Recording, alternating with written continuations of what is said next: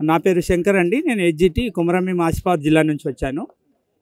ఇప్పుడు ఏదైతే ఈ అప్గ్రేడేషన్ జరుగుతుందో 2009లోనే జీవో నంబర్ 11, 12 వాటి ఆధారంగా ప్రతి ఉపాధ్యాయుడిని కామన్ సీనియారిటీ ద్వారా పదోన్నతి ఇవ్వాలని ఆ 2 జీవోలు కూడా నేటికి ఫోర్స్లోనే ఉన్నాయి. వాటి స్థానంలో అప్పుడు ప్రపంచ తెలుగు మహాసభలలో తెలుగు మరియు పీఈటీ పోస్టులను అప్గ్రేడ్ చేయడం జరిగింది ప్రభుత్వం. ఆ పోస్టులలో కూడా మా వాటా ఉంది. 373 ఎడ్జిటి పోస్టులను కన్వర్ట్ చేస్తూ అప్గ్రేడ్ చేయడం జరిగింది. ఆ తర్వాత ఈ జీవోల ద్వారా మనం ముందుకెళ్తే పండితులకు న్యాయం జరగదని అప్పటి ప్రభుత్వము వాటి స్థానంలో జీవో నెంబర్ 2, 3 పీఈటీల కోసం జీవో నెంబర్ 9, 10 తీసుకురావడం జరిగింది.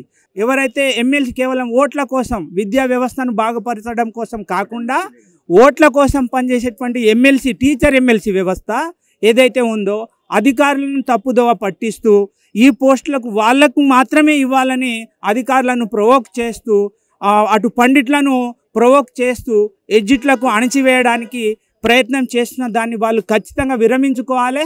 లేదంటే సుమారుగా 60 నుంచి 60 వేల మంది ఉన్నటువంటి ఎడ్జిటి మిత్రులందరూ కూడా ఆయా సంఘాలలో పనిచేస్తున్నారు. వాళ్ళ సంఘాలకు కూడా ఆయా జిల్లాలలో మనుగడ ఉండదు భవిష్యత్తులో. కాబట్టి ఖచ్చితంగా ఇది అన్యాయము, దుర్మార్గంగా కేవలం ఒక వర్గానికి పోస్టులను కట్టబెట్టడం అనేటువంటిది ఎప్పుడైతే ఆంధ్ర రాష్ట్రం ఏర్పడిందో ఆనాటి నుంచి నేటి వరకు ఎప్పుడు జరగలే. ఇది మొదటిసారి, చరిత్రలో కూడా లిఖించిపోతుంది. కాబట్టి దయచేసి గౌరవ ముఖ్యమంత్రి పైన మాకు అపారమైనటువంటి విశ్వాసం ఉంది. కాబట్టి మా సమస్యను వారు మీ ద్వారా తెలుసుకొనైనా ఇప్పుడు జరుగుతున్నటువంటి వెబ్ ఆప్షన్ హడావిడి ఈరోజు వెబ్ ఆప్షన్ వేసుకోమని ఏ అధికారి నుంచి మాకు మెసేజ్ రాలే. ఇప్పటి వరకు షెడ్యూల్ వచ్చింది కావచ్చు, కానీ అధికారికంగా డిఓ నుంచి కానీ డిఎస్సి నుంచి కానీ మా అందరి ఫోన్ నెంబర్లు ఉన్నాయి.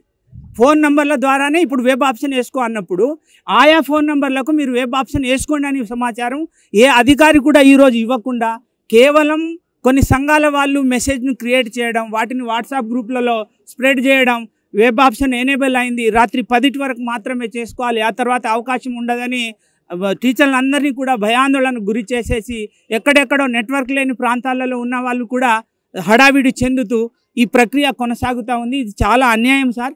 కాబట్టి మీ ద్వారా ఇప్పటికీ మించిపోయింది ఏమీ లేదు, ఇంకా అవకాశం ఉంది.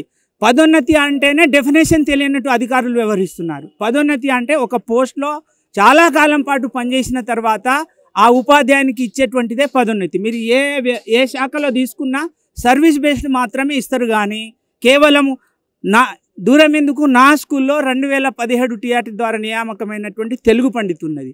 ఆమె ఈరోజు స్కూల్ అసిస్టెంట్ గ్రేడ్ 1గా అపాయింట్ కాబోతా ఉంది. మా కొమరంభీం జిల్లాలో 90 పోస్టులు అప్గ్రేడ్ చేస్తే 77 మంది మాత్రమే ఎల్పీలు ఉన్నారు. ఆ 77 మందిలో 5గురికి సర్వీస్ మ్యూచువల్గా వచ్చిన వాళ్ళు ఉన్నారు. వాళ్ళకి 8 రోజుల సర్వీస్ తక్కువ ఉన్నప్పటికీ కూడా విద్యాశాఖ అధికారులు వాళ్ళను కూడా పరిగణలోకి తీసుకొని వాళ్ళకు కూడా అప్గ్రేడ్ చేయమని ఆదేశాలు ఇవ్వడం జరిగింది. ఇంత దారుణంగా ఏకపక్షంగా ఒక వర్గానికి మాత్రం కట్టబెట్టడం చరిత్రలో మేము ఎప్పుడు చూడలేదు, చూడడం కూడా కావచ్చు భవిష్యత్తులో. కాబట్టి ఇంకా కామన్ సీనియారిటీ ద్వారా ఇచ్చినట్లయితే అందరికీ సమానం. ఇప్పుడు మొన్నటి వరకు టెట్ రాయాలి, ఎన్సిటీ నిబంధన ఒకటే ఉన్నదండి. అందులో 10+2+3 అని ఉన్నది, మీరు కూడా చూసుకోవచ్చు. జీవో నెంబర్ 12 కూడా అదే చెప్తా ఉంది.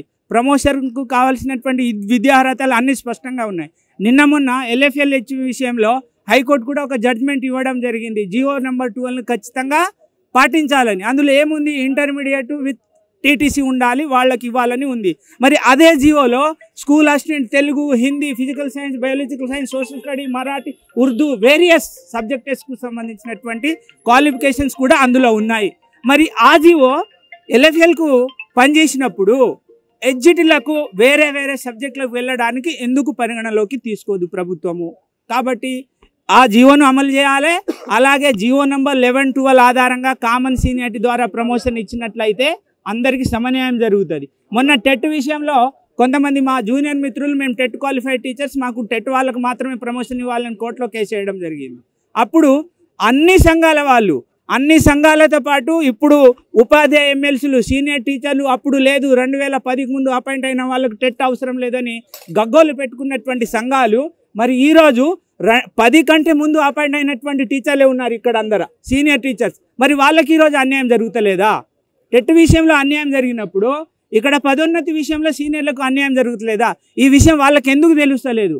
కాబట్టి దయచేసి నేను గౌరవ ముఖ్యమంత్రి గారిని ఒకటే కోరదలుచుకున్నా, మా ఎమ్మెల్సీ, టీచర్ ఎమ్మెల్సీ, అలాగే మా ఉపాధ్యాయ సంఘాలు అందరూ కూడా అధికారులను తప్పుదోవ పట్టిస్తున్నారు.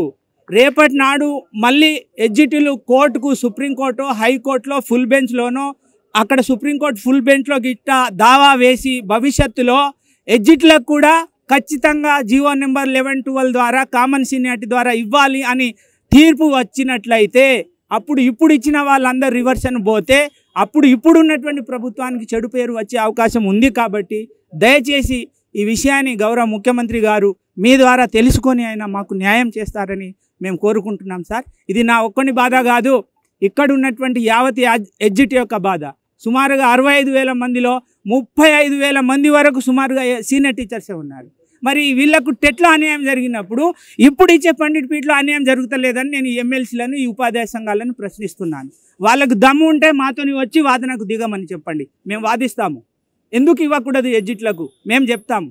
ఆల్రెడీ హైకోర్టులో మాధవీలత మేడం సింగిల్ బెంచ్లో చాలా క్లియర్ కట్గా ఇవ్వడం జరిగింది. ఎందుకు ఇవ్వాలి, ఎందుకు ఇవ్వకూడదు, ఎవరికి ఇవ్వాలి, ఎవరికి ఇవ్వకూడదు, ఆ కాపీని ఒకసారి వాళ్ళు చదువుకుంటే బాగుంటుందని మీ ద్వారా తెలియజేస్తున్నాను. Thank you.